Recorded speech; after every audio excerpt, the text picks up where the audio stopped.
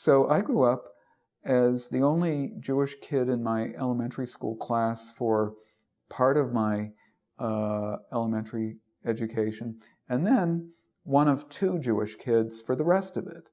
When my older sister was in kindergarten, she was the only Jewish kid in the entire school.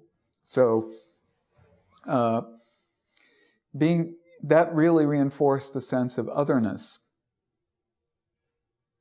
It was not quite the same as growing up in Newark in a Philip Roth novel. I didn't experience, or I don't remember experiencing, overtly anti-Jewish manifestations.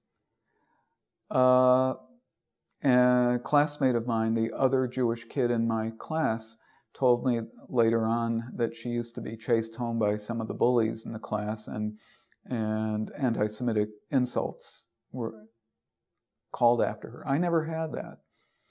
The otherness was really knowing that there is no Santa Claus, or knowing that we celebrate Hanukkah and everybody else celebrates Christmas, but what is everybody singing? This was a period when all of the Christmas carols were being sung, and there was a Christmas tree on the main floor of our elementary school. And feeling excluded, and yet not wanting to visibly remove myself from that type of situation. Christmas was a pretty big deal for me as a kid, being something other than Christian in that environment. And I didn't have any classmates really that I could turn to and say, for protection.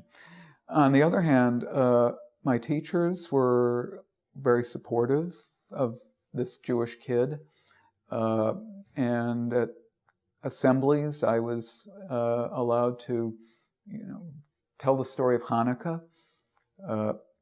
Now I look back and think what a trivial holiday Hanukkah really is, but that was, the coinciding with time of year, and but it was mainly the otherness of being not a Christian.